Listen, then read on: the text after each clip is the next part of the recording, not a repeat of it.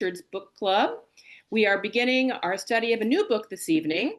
It's called American Scripture, Making the Declaration of Independence by Pauline Maier. And we are delighted to have a guest author this evening, Michael Hattem.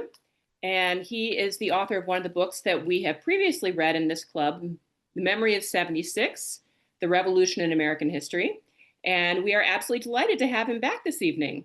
So he's going to tell us a bit about how this book fits into the grander picture of the history of the Declaration of Independence and what other historians have had to say about it, and how Pauline's book is maybe a little different from others. So without further ado, take it away, Michael. Thank you. Thank you. Thank you, Diana. I am always thrilled to be back with the book club, always. Okay, so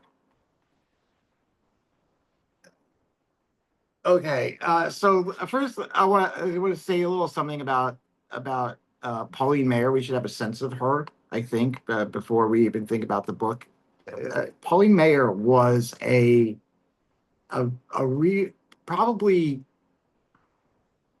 certainly one of the most important historians of the American Revolution since the second half of the 20th century. And she did her PhD at Harvard in the 60s, and not a lot of women did PhDs in the 60s. And so she was sort of kind of a pioneer in that sense. And she published her first book in the early 70s, which was her dissertation. Is a very highly regarded book about the coming of the revolution and the sort of ideas behind the coming of the revolution. That was called From Resistance to Revolution. And as I was mentioning before, she basically spent most of her teaching career, basically from the late 70s, teaching history at MIT, of all places. She was originally from the Midwest, but she became quite enamored with Boston, I guess, during her time in graduate school. And so she taught at MIT for many years. This book comes out in the late 90s, and this is a really singular book on the topic of the Declaration of Independence. Before this book, most of the most well-known books on the Declaration of Independence, which is not many, certainly in terms of scholarly books on the revolution, on the Declaration, focused primarily on the sort of intellectual history of the Declaration. What were the ideas, that underpinned the Declaration, that underpinned Jefferson's Declaration? The first most important of those was Carl Becker's The Declaration of Independence. It was called a study in the history of political ideas, which gives you a pretty good sense of what it was. But that's from like the 1920s. And in that book, he basically takes this intellectual history approach where he argues that he's one of the first ones to argue that, the Declaration is founded on this idea of natural law, and it all goes back to John Locke, who's a late 17th century English philosopher. And that became the sort of standard reading of the Declaration for, really well into the 60s, if not after. And then maybe the biggest challenge to that is a book called Inventing America by Gary Wills, Gary Wills is a really unusual kind of character and historian, but he wrote this book around the bicentennial called Inventing America. And what he also cares about ideas, and his whole shtick is basically, Jefferson was influenced more by Scottish Enlightenment thinkers than he was influenced by Locke. And it sets off this debate that kind of went on with the revolution too. It's like whose ideas mattered most, to the revolution, to the revolutionaries. And that's a debate that went on all through the 60s and 70s, almost really into the 80s. And so those are in some sense the two most major works on the Declaration. There have been some uh, idiosyncratic books about the Declaration. There's a book called Declaring Independence by J. Fliegelman. It is such a strange book. It's and if you look him up, you'll find out that he ended up being quite disgraced later in his career.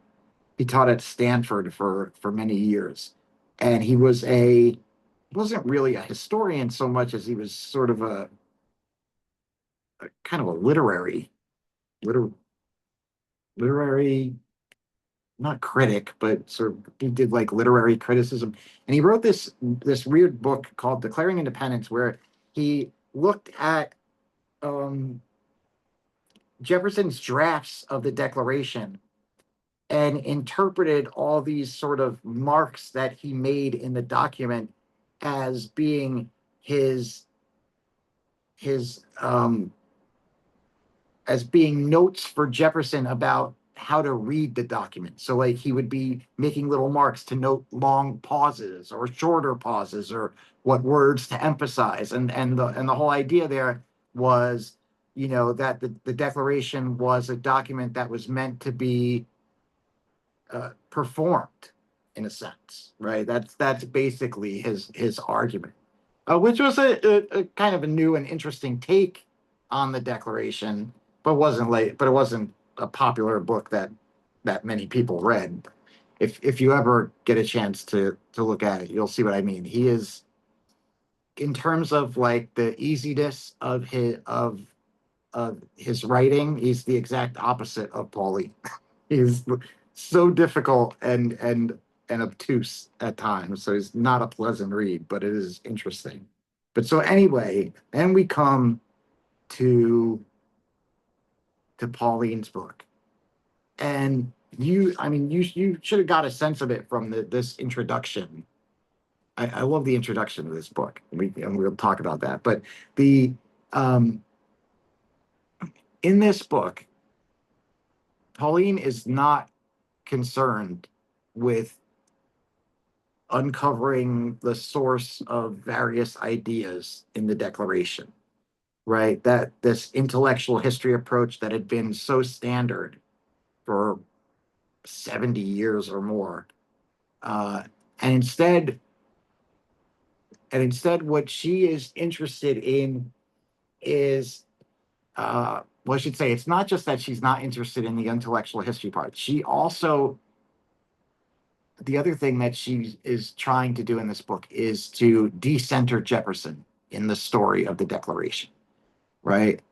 If you're writing about the ideas of the Declaration, of course, Jefferson is sort of central, and Becker and Wills and others have gone all back through Jefferson's papers to look at what he was reading and this and that to try to figure out, what the sources of his ideas were.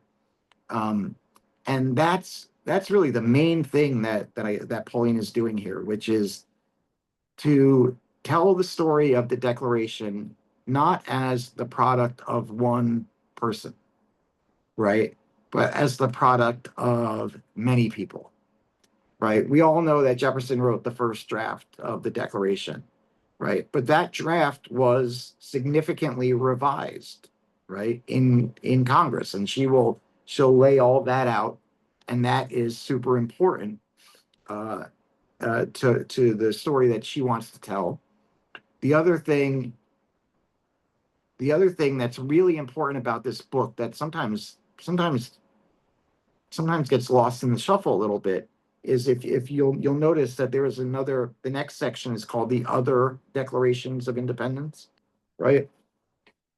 And what she found was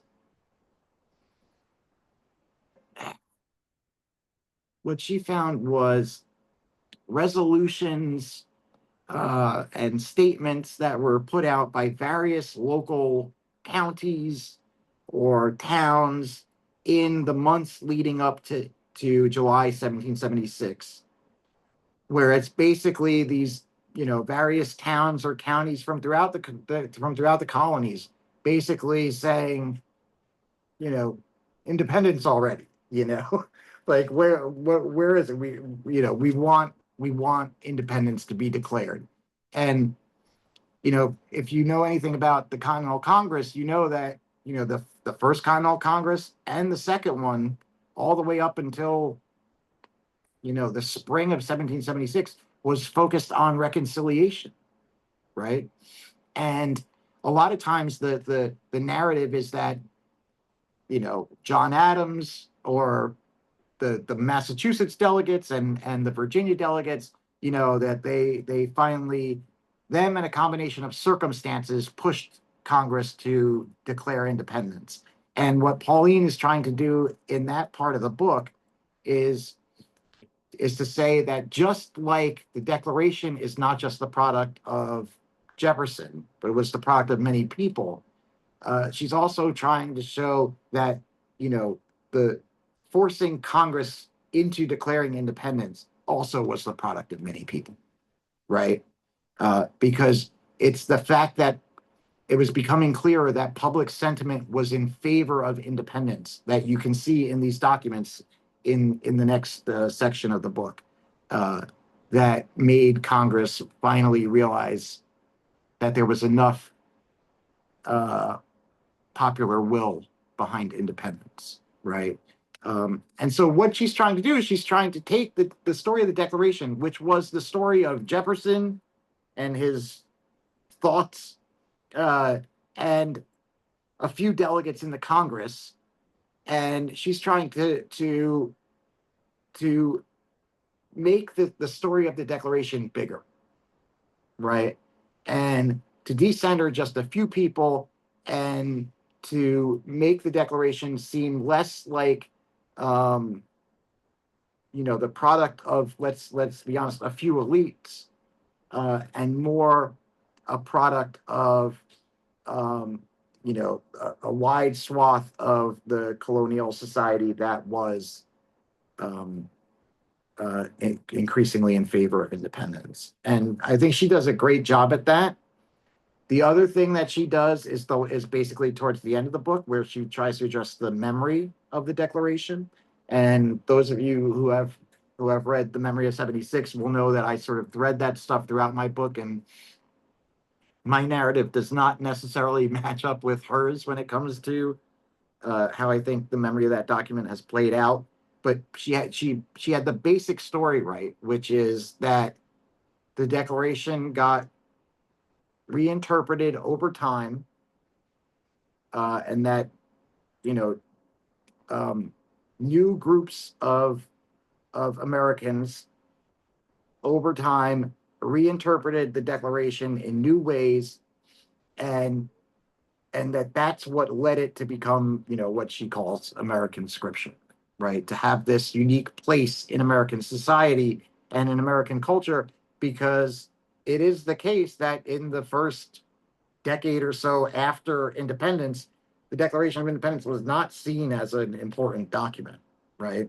That's something that came later. And so she tries to chart that process, and no historian had really done that before. And so, each section of this book is really significant on its own, right? And they all come together to tell a story of a declaration that has many more hands in it, let's say, right? Than the old traditional narrative of Jefferson, and Jefferson shows his draft to Adams and Franklin, and there's independence.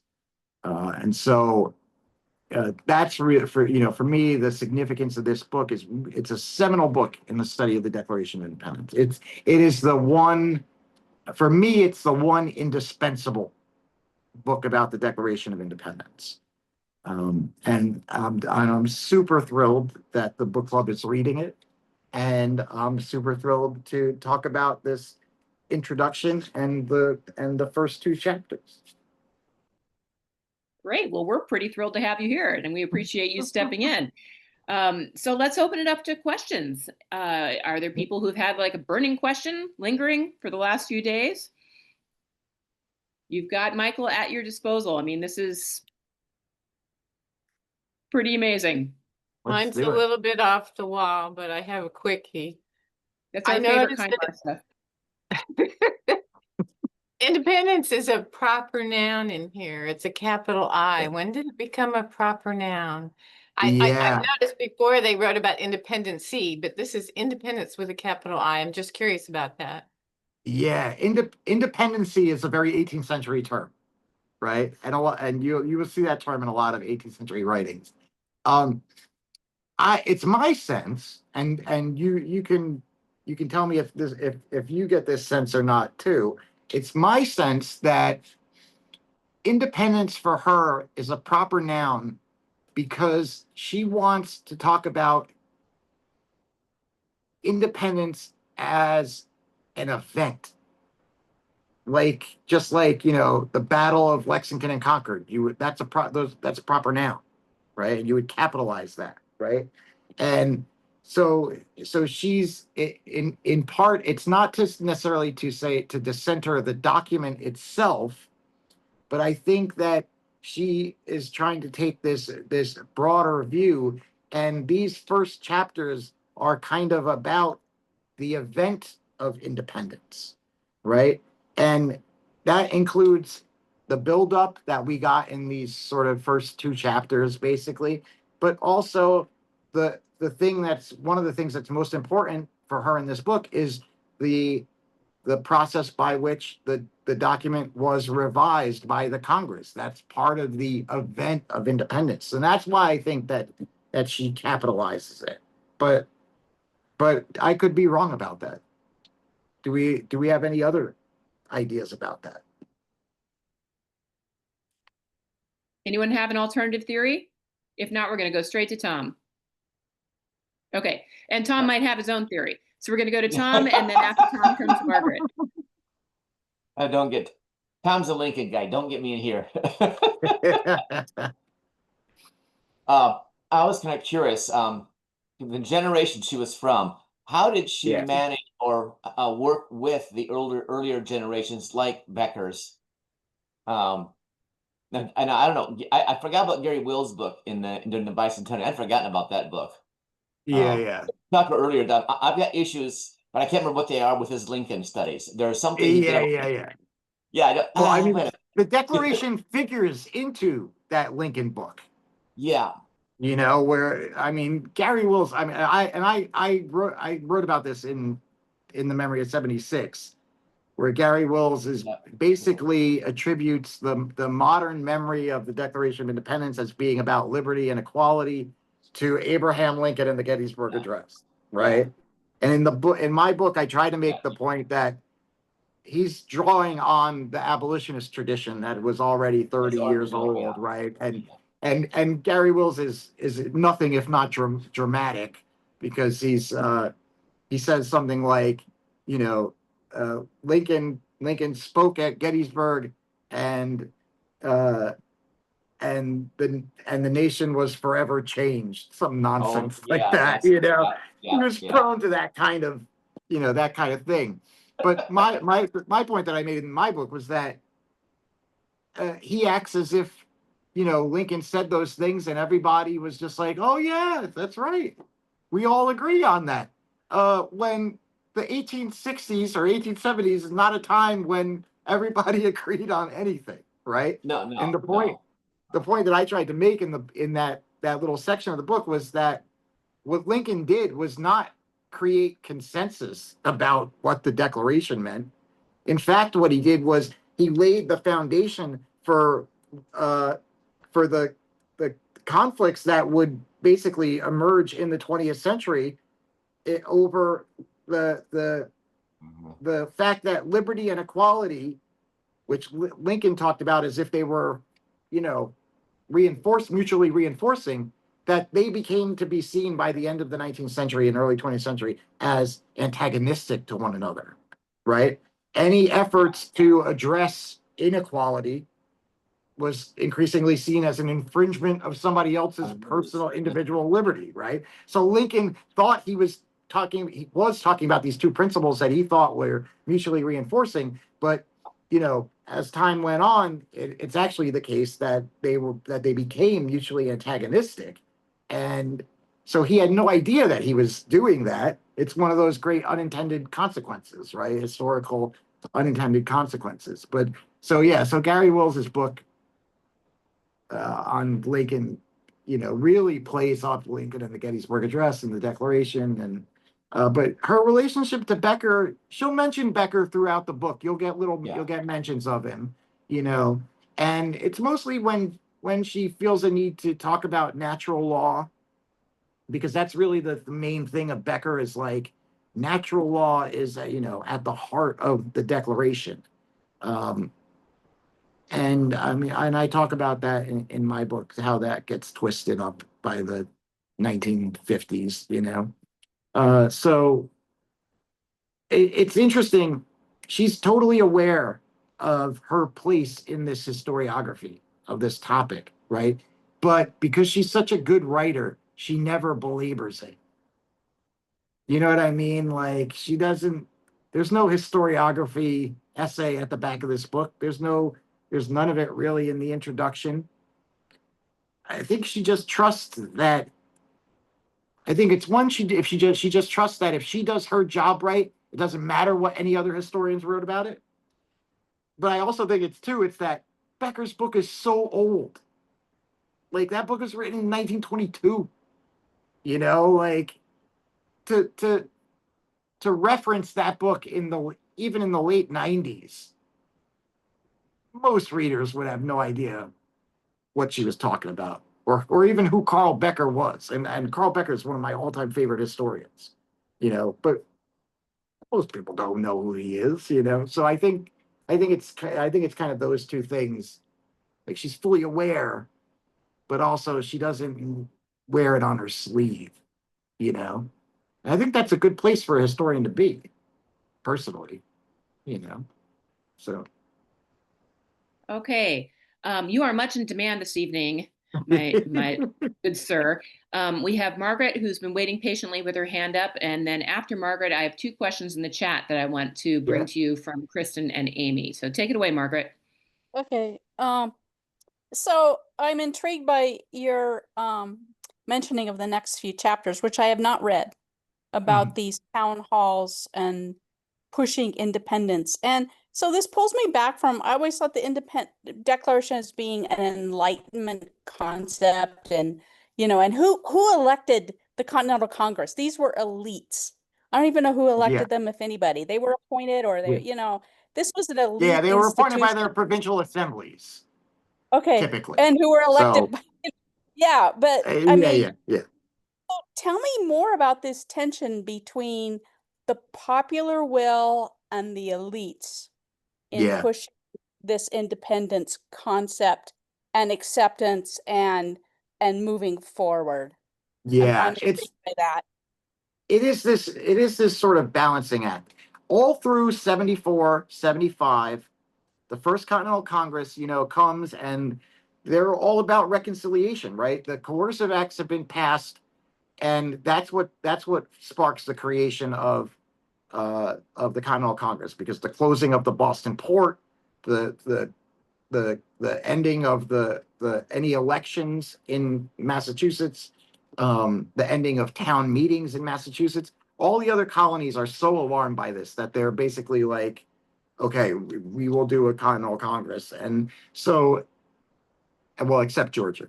Georgia does not show up. But so all through 74, they're sending letters to the people of Ireland, the people of Great Britain. They're sending letters to the people of Jamaica, trying to win over some popular support in these other places, right? To try to put pressure on Parliament to repeal.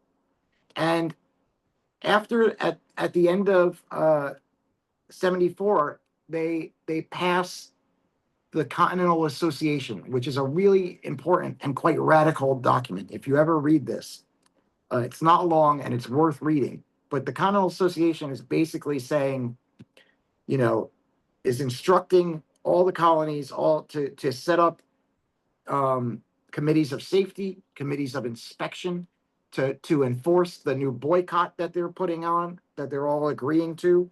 It institutes price controls on merchants, basically to keep merchants from price gouging people, because they know that with the non-importation things are going to get scarce. But that's as far as they go. When they reconvene in 1775, it's just after Lexington and Concord. So like military hostilities have broken out, and now they are meeting, and you have most of the Congress has come to seek reconciliation still, right? And then you have a small portion, including the Massachusetts delegates and Virginia, for that matter, who are now, their primary concern is prosecuting this war that has begun, right? And so there's this tension in 1775 in the Congress, because on the one hand, they're trying to say to the king directly, we are loyal to the crown. We want to be loyal to the crown. They don't recognize the authority of Parliament at this point to legislate for them. That has been legislated for them, and they have largely decided that Parliament has no authority to legislate for the colonies. So all of their efforts are directed at the king, and what they want is the king to intervene. The British monarch, ever since the Glorious Revolution of 1688, the British monarch has a veto over parliamentary legislation. But no British monarch since the Revolution of 1688 ever dared use it, because the whole Revolution of 1688 was putting the king in their place and, enlarging the prerogative of Parliament. And so, like, they gave the king a veto, but with the understanding that they would never use it, and no king had. And that's what the colonists wanted. They wanted George III to basically veto the coercive acts, and he was never going to do that. Ever. Not ever. And so on the one hand, they're writing these documents to the king, if you think of the Olive Branch petition, and they're saying, we are loyal to the king. At the same time, they have an army outside of Boston that is holding the king's troops under siege. That's the tension in a nutshell, right? And so the king is looking at Boston and saying, well, how loyal can you be? You're armed against my troops. And so this tension is going along all through 1775. And yet the popular will is still not there for independence. That begins to change only at the very end of the year. Because at the end of 1775, a few critical things happen all within a few weeks. And the first thing that happens is that they get the response from the king to the Olive Branch petition. And the response is the king's proclamation for suppressing rebellion. It's basically saying anybody who is, supporting the Congress or just engaged in any kind of protest, they are in rebellion. And it calls on all his subjects in the colonies to suppress the rebellion, right? And so basically, this is the sign, this is as clear a sign as there could be, that the king is not going to intervene for you, right? At this point, he considers you traitors. Every person in the Congress is basically guilty of treason at this point. And so they get that letter. That letter arrives in early December. And it's published in the newspapers. And so, like, the last hope that they had that the king would intervene is now not an option. Then you get Dunmore's proclamation. And Dunmore is the royal governor of Virginia, if we don't know. And all through 1775, he had been in conflict with with the local patriots. He dissolved the House of Burgesses in the spring before they could name their delegates to the Second Continental Congress, try to stop them from going. And they picked delegates and went anyway. And he was threatening to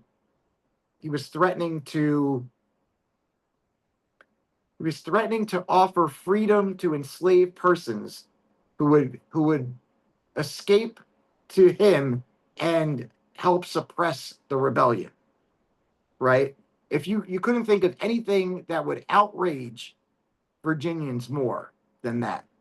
And in the Virginians' mind, it's like, he is the royal governor. He is the emissary of the king, and he's trying to turn the enslaved persons against the Virginians, right? So that happens. News of that spreads throughout the colonies because he does issue a proclamation saying that any enslaved persons that escape to British lines will be given their freedom in return for service in suppressing the rebellion.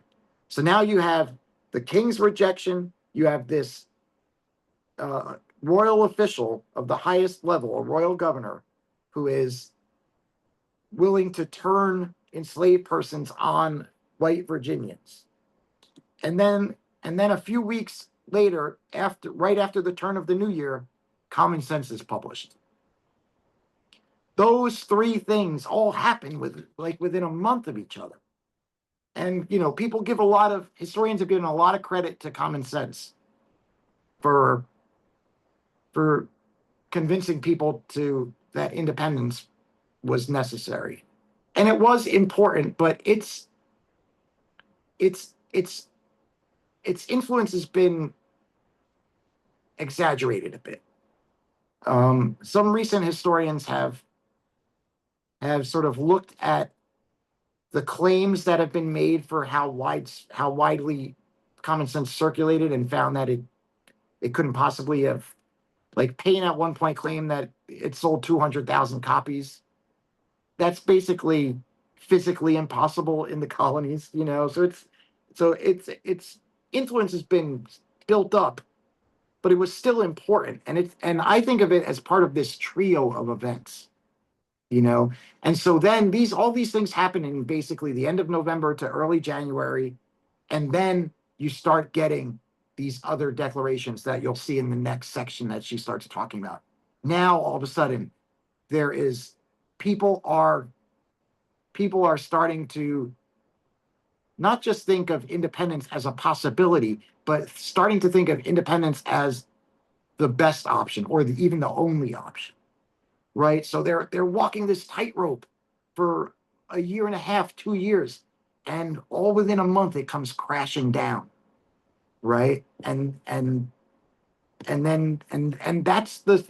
is, in the wake of that, is the story is the crux of her story that she's going to be telling. Right? She's just given us some background in these first 2 chapters. We don't really have a lot of meat to chew on in these first 2 chapters, but that sets the stage for her story. So sorry, I went on way too long. Sorry. That is quite all right. The next question is actually a very short one, so it only requires a short answer, but then we can move on to, there are 2 comments that work together. So the first thing is from Kristen, and she was asking about how the myth developed that Thomas Jefferson was the sole author of the Declaration. Although I will say, as a proud Gen Xer who did watch a lot of Schoolhouse Rock back in the day, Benjamin Franklin, Robert Livingston, John Adams, Roger Sherman, Thomas Jefferson, they got it done. Oh, yes, they did, the Declaration. So my generation doesn't labor under that myth. But a lot of people apparently do. So how did that happen? And then once you've got an answer for that, we'll move on to the second questions that go together. So just as briefly as I can, the document is published in 1776, right? And then the war is going on. There are July 4th celebrations during the war, but they're celebrating independence, not the Declaration of Independence, right? And it's only in the 1790s when the first party system starts to emerge, right? The Democratic Republicans and the Federalists, and Jefferson's Democratic Republicans and Hamilton's Federalists, that it becomes politically useful to point out that Jefferson was the author of the Declaration of Independence. He's really the author of the first draft of the Declaration, which is the point that Pauline is going to make in this book. But that kind of subtlety is lost in the public discourse of the late 18th century, and it's just Thomas Jefferson is the author of the Declaration, and people who are Democratic Republicans are keen to promote that, right? Because it gives real the conflict between those two parties. Both parties are positioning themselves as the party that is trying to save the revolution from the other party, right? Well, if you can say, well, our leader is the guy who wrote the Declaration of Independence, that has a lot of political usefulness to it, right?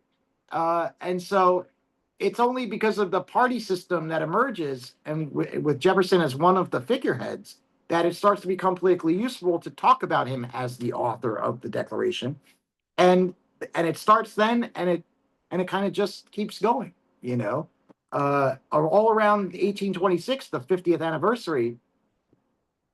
Jefferson is a central figure in that, and I talk about in my book, there are people who tried to challenge that idea, mostly Federalists who were really annoyed every July 4th that people were singing Jefferson's praises. And they caused some controversy here and then, but they didn't really make a dent. And it just kind of snowballed, slowly built, and it just became an accepted thing that Jefferson wrote the Declaration of Independence. And that is one of the myths that she's trying to bust with this book. Okay, and of course, it's just easier to remember, as a school It child. is. Just one person. Okay, so the next two things are related to each other. The first one comes from Amy and refers to a conversation we were having about 15 minutes ago. And she said, I also wonder at the meaning attributed to the term independence. Even when colonists were seeking reconciliation, one of the things people were seeking was to have a degree of independence from the power Britain had over the colony.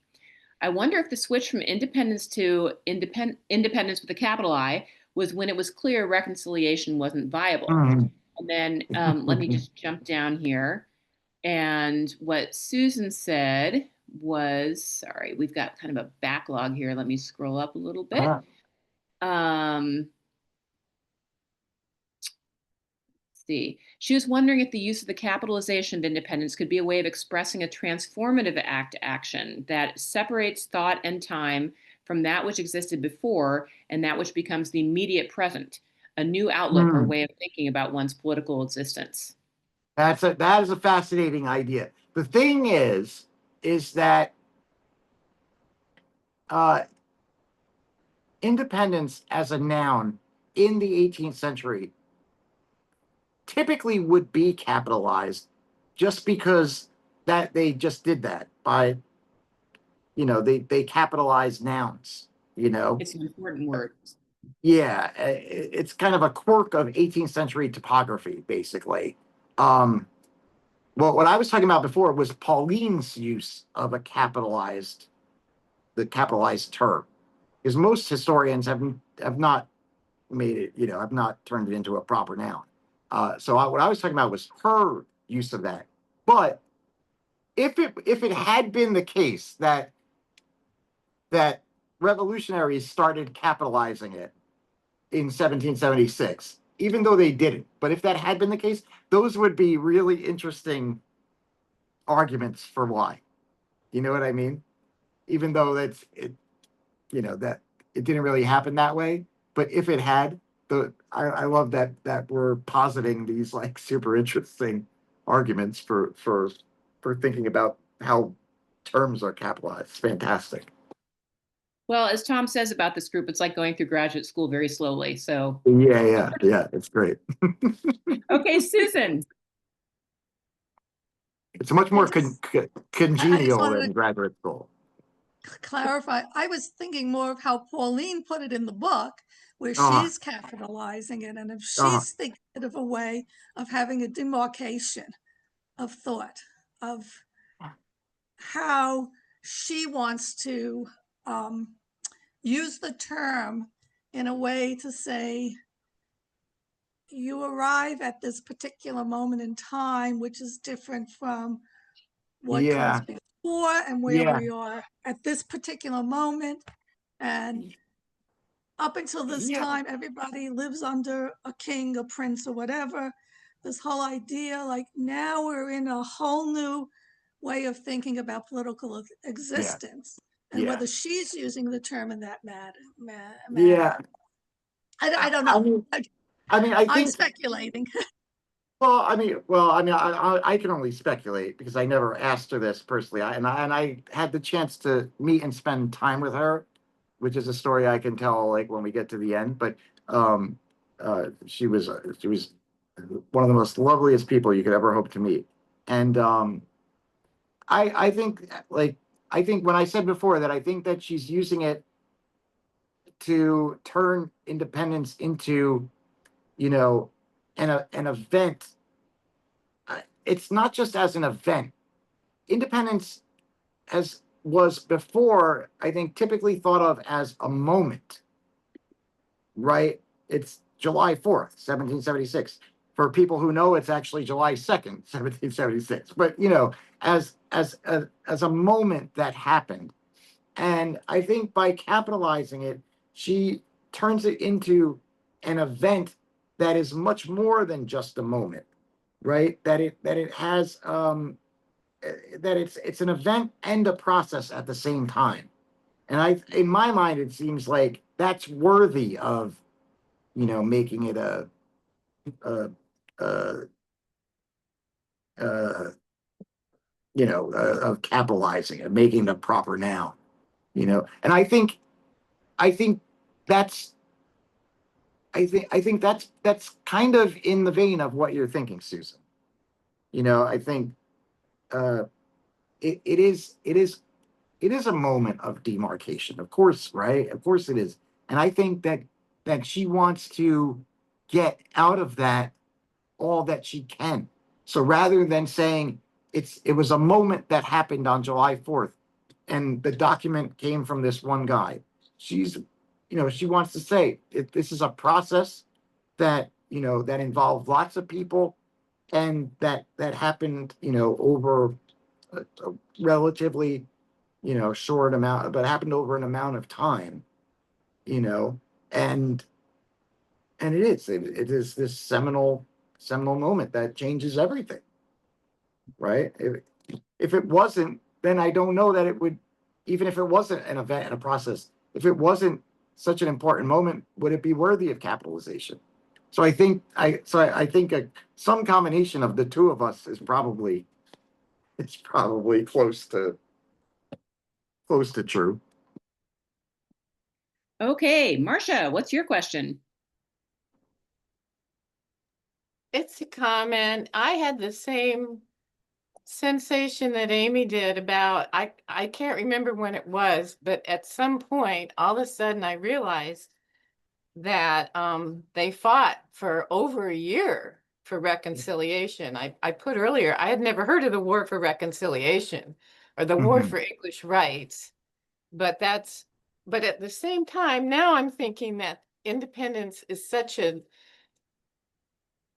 important capital I, because I'm also been impressed that independence was totally new.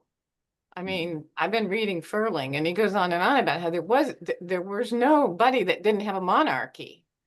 Yeah. Nobody. This was totally. And then I read the other day, Gordon Wood has a essay about how Thomas Paine and Patrick Henry were so different, but they were both equally radical in this Yeah. framework that they thought people could rule themselves. So in that regard, I think it's a kind of a watershed moment in my understanding. Yeah.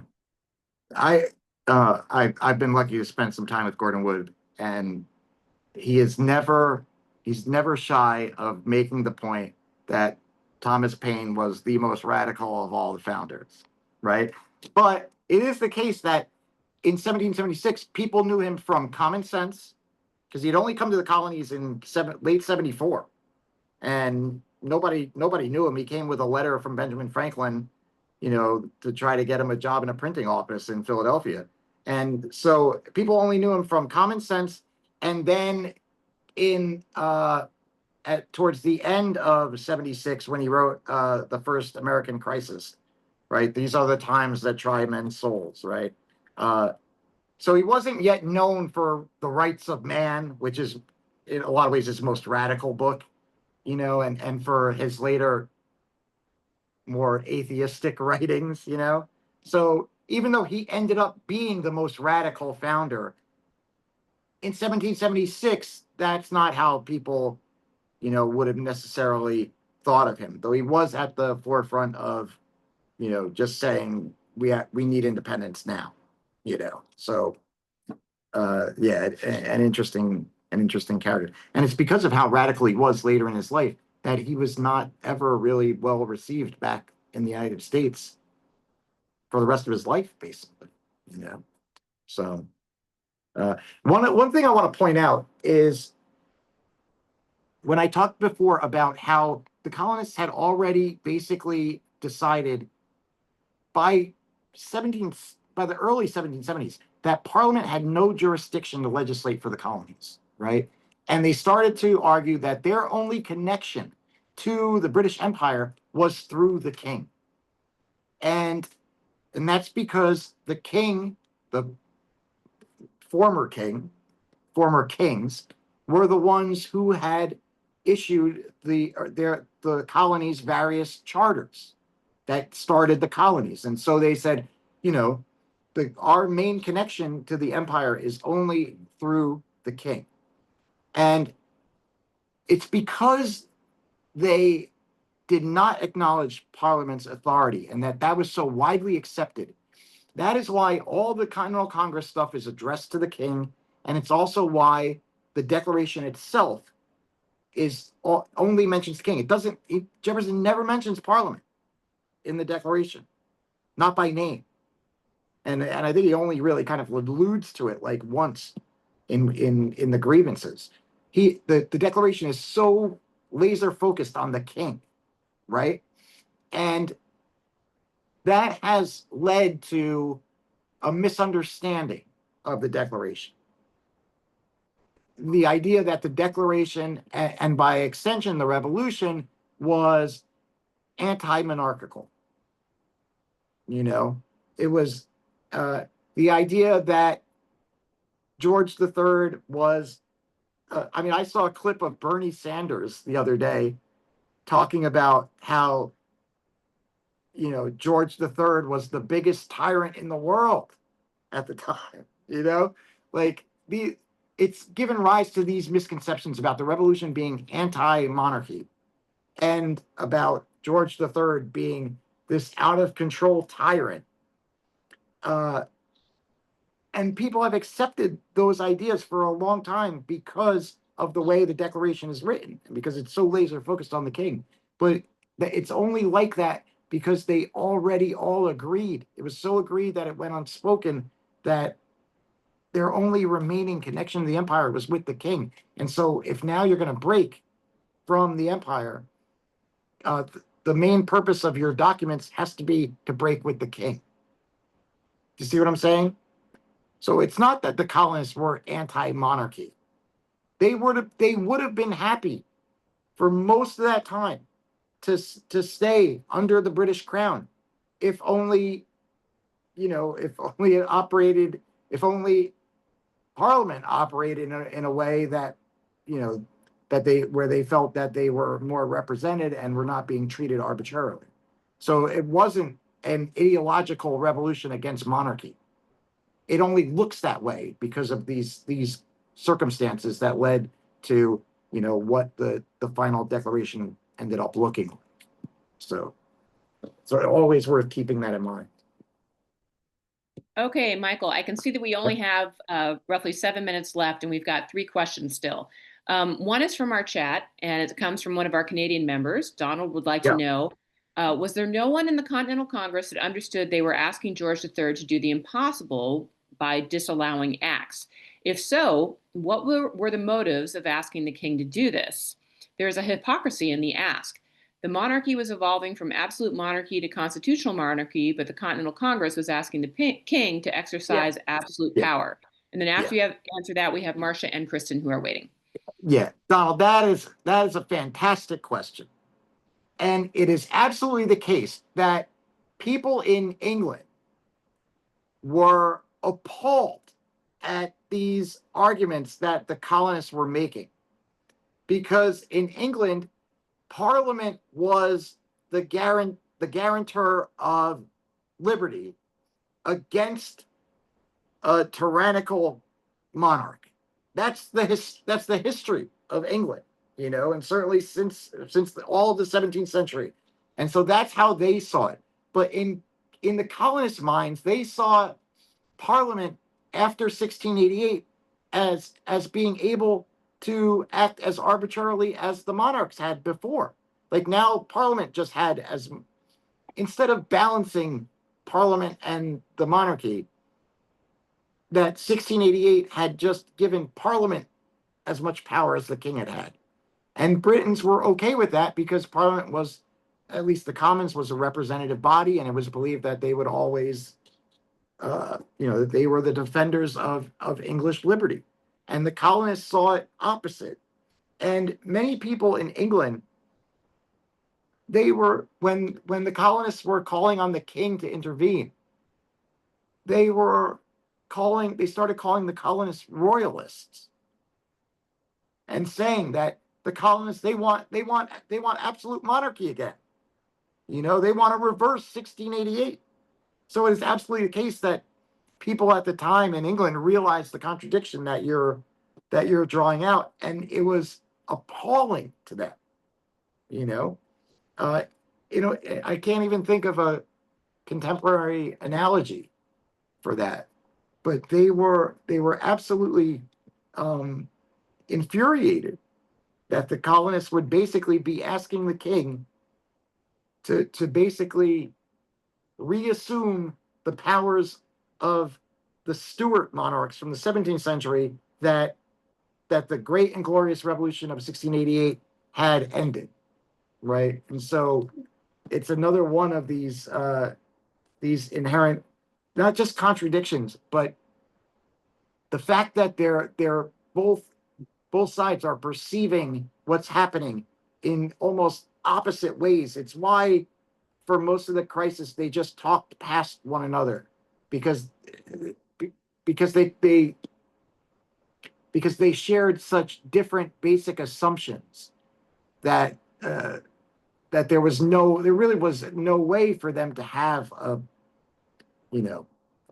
productive political discussion because they were all carrying such opposing assumptions about the power of Parliament and the power of the monarchy and the relationship between the two. So, yeah, that's a great question, Donald. It highlights one of the most important, I think, just contradictions in the imperial crisis. Okay. All right, Yeah. really quickly, we'll do Marcia and then Kristen, and then you can wrap it up and tell us a little bit about what's going on in your life right now. I was just going to say that I thought Paine was radically anti-monarchical. Paine, yeah. But Paine I think you is. addressed that somewhat. I think a lot of it was timing. No, you're right. Paine is anti-monarchy. And again, the outsized influence that historians have attributed to common sense has also fed into that, right? Like if you read the first part of Common Sense, it's all about the ridiculousness of hereditary monarchy and the idea that a small island should be governing a continent and all. And so Paine is anti-monarchical. That is true. But I think that the way that the outsized influence that has been attributed to that document, the pamphlet, has contributed to this idea that the revolution was fundamentally anti-monarchy. I don't think that Paine's anti-monarchy arguments were the most persuasive part of Common Sense. You know, I think people found them entertaining because that is a very colorful section of the pamphlet, right? And as he goes further in the pamphlet, his tone starts to get much more serious when he starts talking about why independence is necessary now, why the colonies are ready for independence. In a lot of ways, I think that's the most important part of Common Sense, is the case that he makes. He's basically saying to colonists, we're ready for independence now. You know, it's kind of like, you know, if you wait until you think you're ready to get married, you're never going to get married.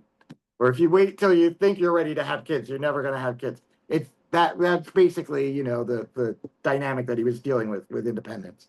So yes, Paine was anti-monarchical, but also if you read the letters of delegates in the Congress who are seeing the popularity of Common Sense, you know, it's that the stuff about the anti-monarchy is the part that is most often criticized by delegates, including John Adams, who we would think of as a radical for independence. So Paine was and remained a very singular figure, for sure. And it's interesting that before him, Dickinson was such a popular writer. That's an interesting contrast. Yeah, Dickinson is this fascinating individual because he's one of the most prominent patriot writers in the 1760s. These were letters from a farmer in Pennsylvania, even though he was a lawyer from Delaware. But, you know, when it came to the Congress, he was firmly for reconciliation all the way up until the end.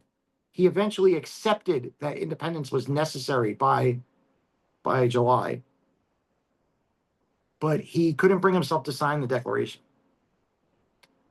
But he did raise a regiment of his own to go off and fight shortly after the Declaration was passed. So, you know, Dickinson is an excellent reminder that the interior and intellectual lives of people in the 18th century, not just him and other elites, but a lot of people in the 18th century, that their interior intellectual lives were not black and white in this moment, right? It wasn't independence or bust necessarily, you know. It was a complex set of circumstances that they were just constantly reacting to, essentially, kind of like we're doing now.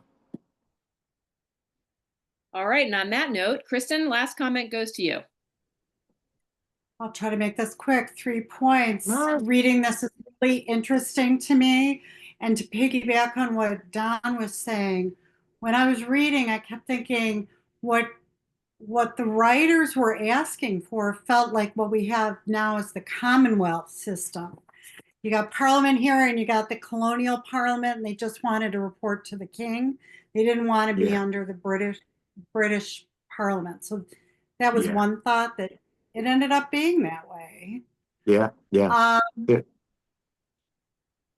There were proposals. You know, Britain realized by, you know, July, June, maybe even the end of May, you know, that independence was becoming a possibility, and they wanted to head it off. And, you know, they came with proposals. You know, proposals that they came with. The House came with the ability to basically pardon everybody in Congress if they would agree to rescind the Declaration of Independence. Right? Adams and Franklin go to meet with the Howe brothers on a boat off Staten Island, you know, sometime in like mid to late July, and that's one of the offers is, we will pardon the Congress and forget about this whole thing if you just rescind the Declaration of Independence, and then we will go back to, well, maybe it's a little bit later. In 77, there's another offer that's made, which is, we will go back to how things were before the Stamp Act. Before this all started, we will go back to that. That's how desperate they were at that point to avoid what was turning into an increasingly costly war that they knew public support in Britain was not going to last forever. in support of the war. It was strong at the beginning because many ordinary British people were insulted, and because British people would talk about, our colonies, our colonists, as if like to put themselves above the colonists. So even the like most working class native Briton saw himself as being above the Virginia planters, and so this was an affront. Independence was an affront to them personally, and that generated a lot of popular support for the war effort. But by 78, that lasted about 2 years, if that. And after that, opinion started to support started to wane, pretty quickly, because it was becoming so expensive, and because the war started to then turn into a global war, another war with France, So, yeah, that's I have the that's image up from the fascinating stuff. movie. I have the image from the Barbie movie of just Yeah. get back in your box and we'll feel better. Let's go back to the Stamp Act and we'll all feel better. And Barbie's going, no, I Yeah. don't think so. Yeah, Can't it is like that. So the last thing I just wanted to, I have a very hard time reading in all of our books, as people know. I keep linking it to things that are happening today. And so Yeah. we're talking about these letters saying we want to give the king full authority and full power is kind of, Parliament's going, don't take away our power. Yeah. And this is Yeah. part of the struggle that we're having today. It is. It is. Anyway, I mean, the I don't want to colonists. get into it. No. But to be fair to the colonists, they did not want George III to start acting like Charles I. That's not what they wanted. Even though that's how British people perceived it, interpreted. And in fact, there's a book on this called The Royalist Revolution by Eric Nelson, where he goes through all of this exact what he called the dominionism debate. But it's about colonists wanting the king to intervene and these implications. What they wanted was the king to step in this circumstance only, because they believed that the coercive acts were so unprecedented, and that they were in such violation of the British Constitution that it would be justified for the king to step in. It's not that they then wanted the king to then assume, absolute arbitrary authority over the colonies. So they certainly had limits on what they wanted. But again, if we think about now,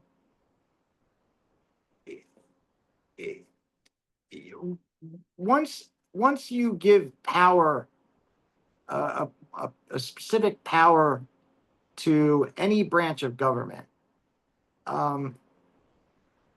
it is very unlikely that branch of government will ever subsequently relinquish that power, right? And especially if that is power that one branch is giving to another.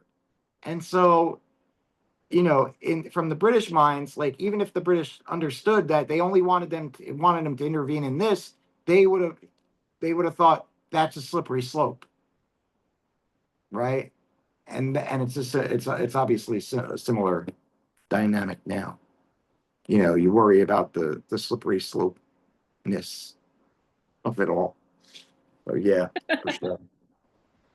Well, that's actually not a bad way of wrapping up the whole discussion about the Declaration of Independence, the slippery slopeness of it all. Yeah. And how we then slid right into revolution. Sherry, were you just raising your hand, or did I imagine that?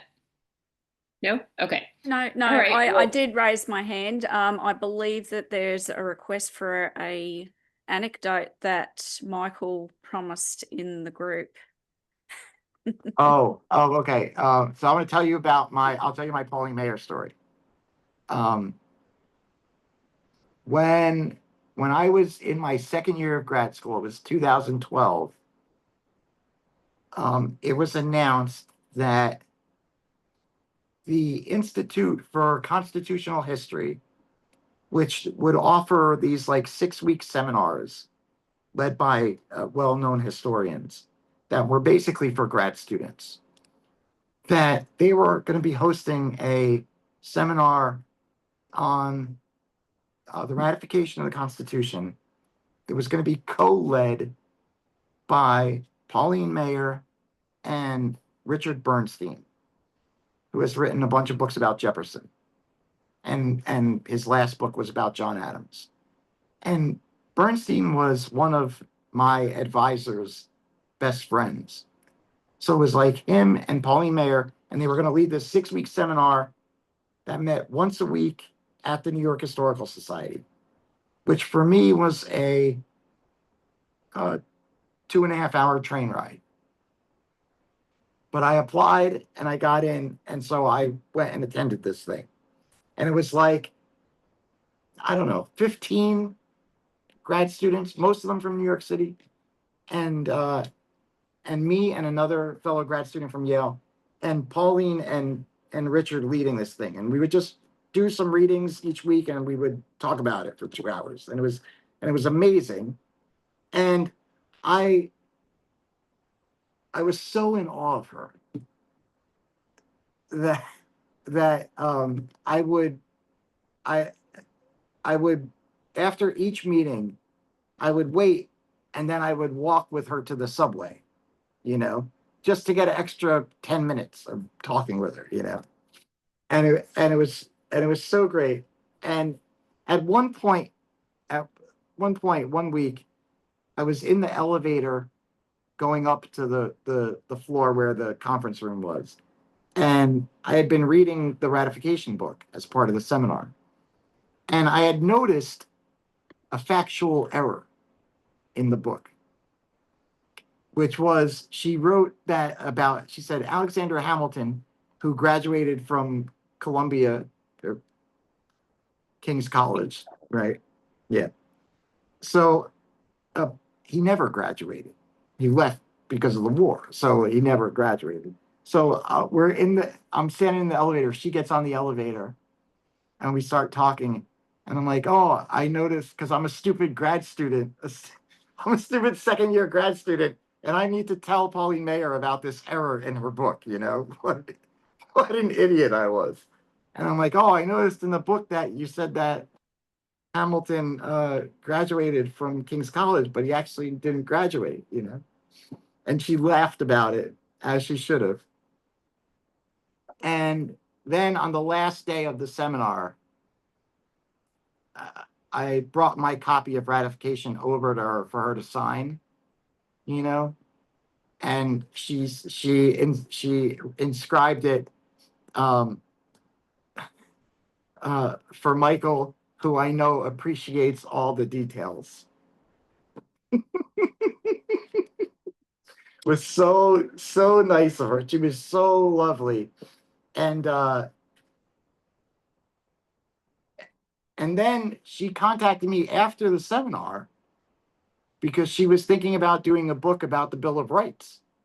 And she was interested in this memory angle, kind of like the last part of this book, where it was the case also for the Bill of Rights, like the Declaration, that they were not thought of as super important, like immediately after they were passed, They were all passed by the first federal Congress.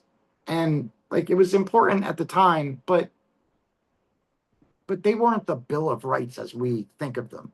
And she was interested in trying to figure out when the Bill of Rights became the Bill of Rights, And she was pretty sure that it was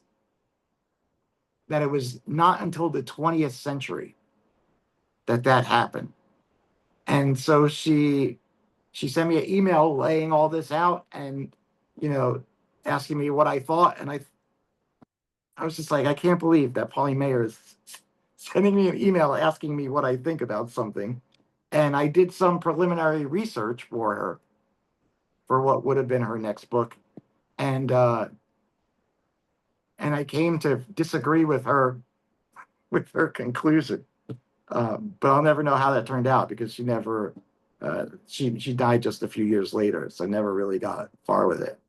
But I did one time have a conversation with a historian at a conference, and somebody mentioned her, and they mentioned that argument. They were like, yeah, I had a conversation with her. My last conversation with her was her talking about how the Bill of Rights wasn't a thing until the 20th century. Like, it was a crazy idea, you know. But she had crazy ideas that once she did the research turned out to be not so crazy. And I think this book is kind of one of them. So really, really enjoy the opportunity to read probably the most important book by one of the most important revolutionary historians of my lifetime, or for 2 generations. Well, Michael, we cannot thank you enough for joining us this evening and Always a pleasure. sharing your experience and the breadth of your information and familiarity with this entire subsection of American history. Just really, really appreciate it. You can see everybody clapping in their windows and so forth. So we thank you very much for coming. Is there anything you wanted to tell us about what you have coming up before we let you go? Oh, well, so I guess this is relevant. Well, the Memory of 76 was recently named a finalist for the George Washington Prize, which is the biggest early American history book prize, which is really exciting. And I did a panel event last week at Mount Vernon with the other finalists that was broadcast live on C-SPAN, which was really neat. And I recently signed a contract to do a new book for on the Declaration, funny enough, for Oxford University Press's Very Short Introductions series. Do you know that series? Those are these like little great books. They're like 100 pages and they're really good. And so I signed a contract to do a volume on the Declaration of Independence because there wasn't one. And so that's what I'm currently working on. And ultimately, my argument in this little introductory book is basically expanding on Pauline's argument in this book, which is that the Declaration of Independence, both in the process of getting to independence, the creation of the document, and how the document has been remembered and reinterpreted, that the Declaration is as fundamentally a collective document, you know, whether it's in its creation or, you know, in how it's been remembered and put in place in our society and culture. So that hopefully that book will be out by like the end of next year, or maybe early the following year. And I'm super excited about that. And so it's been super fun working on it and building on Pauline's monumental work in this book. So. Well, I can tell you that I'm looking forward to it. I really like that series, and it helps when you don't want a 300-page thing. You just want the essence of it all. So we'll look forward to that. And speaking of looking forward, Marcia will be leading us. One quick question, Michael. Are you still working on the book about the different generations of the founders? Yeah, that I have that set aside because this book came out. This Declaration thing came about strangely. An editor at Oxford asked me for a blurb for a book, which was really nice. And I remembered, I realized that there was no Declaration of Independence book in this series that I used a lot, this Very Short Introduction series. So I figured I'd just take a shot in the dark, and I asked the editor if, you know, they would be interested in a proposal for that volume, for that series. And they told me that they had a historian contracted to write that volume, and for many years, actually since 2019, and the historian had never gotten around to it. And that historian, a well-known historian, died in the spring, and so they were just by luck, when I emailed, they happened to be looking for somebody to write that volume. And I just happened to get lucky and ask at the right time. And so that's how that came. And because of that, the Generations project is sort of temporarily on hold, but I fully plan to go back to that. Terrific. Well, we'll look forward to that one too. And just as a reminder, next week, Marcia is in charge of all of us of herding these cats. And we have chapters 3, 4, and the epilogue to get through. So bring your questions. I think that's right. Isn't it 3, 4, and 5? I was just looking at the table of contents. There's sections there's sections 3, 4, and 5 in chapter 1. Ah, got you. Okay. Thanks so much for clarifying that. You scared me. I know, I was looking at the table of contents. I'm like, wow, okay, we're getting through this really fast. Okay, everybody. Look forward to seeing you then. And thank you again to Michael. You got a lot of applause and thank yous in the comments, and everybody really enjoyed what you had to say. Thank and you, with that, everyone. Have a great week, and we'll see you again next Tuesday.